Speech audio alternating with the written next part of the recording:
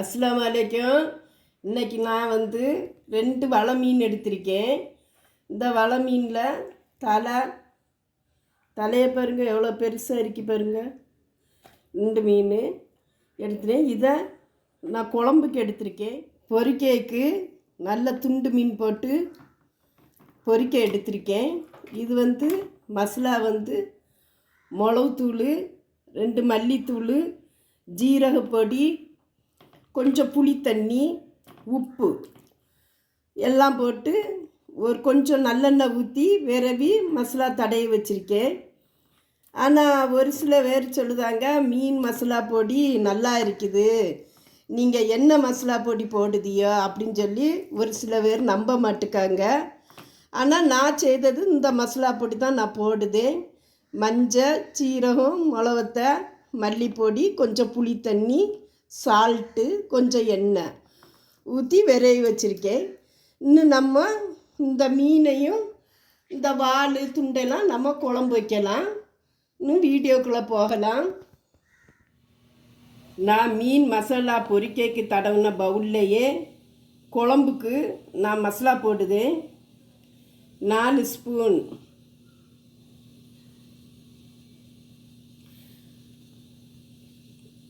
Spoon மல்லிப்பொடி போடுதேன். 2 spoon வத்தல் பொடி போடுதேன்.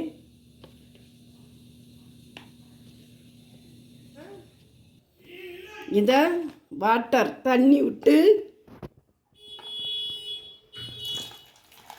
நல்லா கெட்டியாட்டு இந்த மல்லிப்பொடியும் மிளகு பொடியையும் நான் மல்லிப்பொடியில் மஞ்சள், ஜீரகம் போட்டு மல்லி போட்டு பொடித்து தனியாக வச்சுருக்கேன். வத்தல் பொடி தனியாக வச்சுருக்கேன்.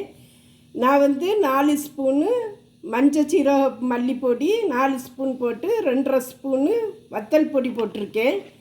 போட்டு இதை நம்ம நல்லா கலக்கி ஒரு ஓரமாக நம்ம வைக்கலாம். ஒரு அடிக்கணமான பாத்திரம் கேஸில் வச்சுருக்கேன். நல்லெண்ணெய், இந்த நல்லெண்ணெய் தான் நான் யூஸ் பண்ணுதேன்.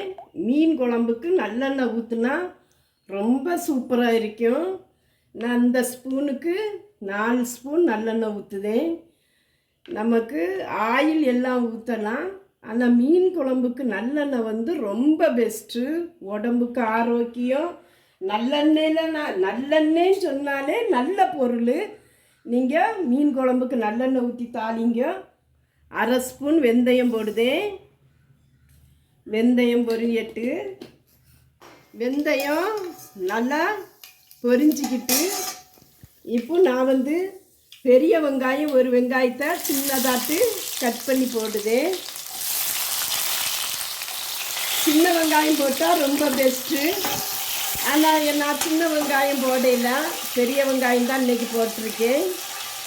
பாருங்கள், அதை தாளிக்கத்துலே எவ்வளோ மனம், அந்த எண்ணெய் நல்லெண்ணெயில் உள்ள மனம் அவ்வளவு வாசனையாக இருக்குது. இந்த வெங்காயம் பொன்னிறமாக வரட்டு. வெங்காயம் நல்லா ப்ரௌன் கலர், கரித கலரில் வந்திருக்கு. இதுக்கு பிறகு நான் அந்த கரைச்சி வச்சுருக்கேன்ல மசாலா பொடி, இதை எண்ணெயில் இப்படி ஆட் பண்ணணும்.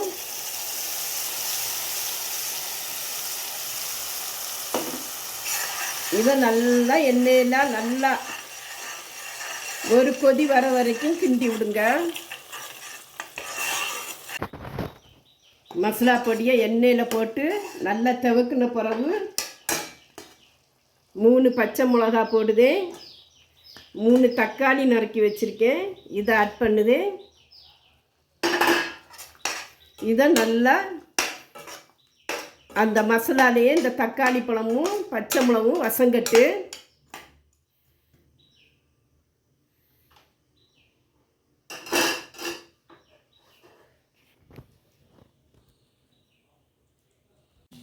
மசாலா ஊற்றின பிறகு எண்ணெய் எப்படி பிரிந்து வந்திருக்கு பாருங்கள்.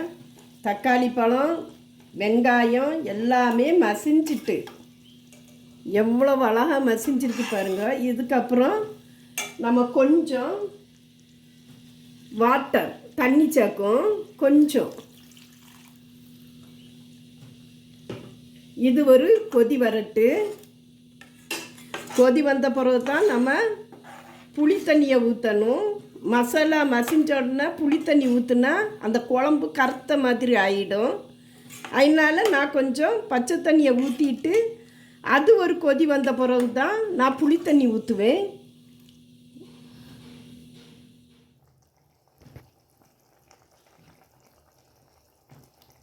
இருபத்தஞ்சி கிராம் புளியை கரைச்சி வச்சுருக்கேன். இந்த புளி தண்ணியை இதில் ஊற்றுவேன்.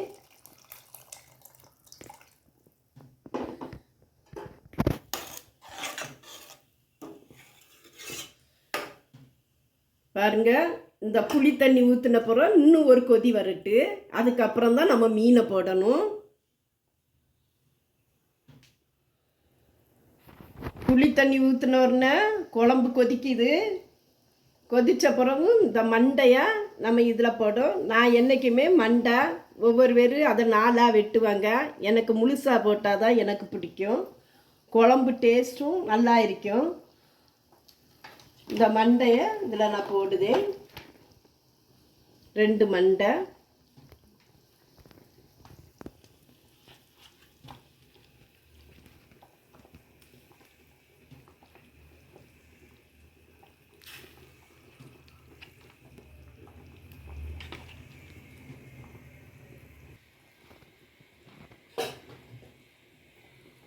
மீன் எல்லாம் நான் போட்டாச்சு. இன்னும் மீன் நல்லா 2 கொதி வரட்டு.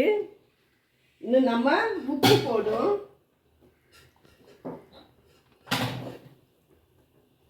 உப்பு லாஸ்ட்டில் போட்டால் மீன் உடையாது. ஒவ்வொரு பேரும் ஒவ்வொரு முறையாக வைப்பாங்க.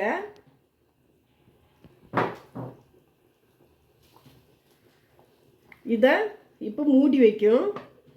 இன்னும் தேங்காய் அரைச்சி ஊற்றணும்.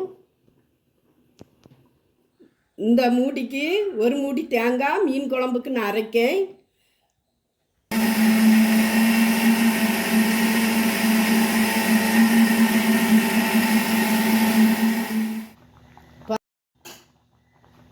பாருங்க, ஒரு மூடி தேங்காவை இதில் ஆட் பண்ணுதேன்.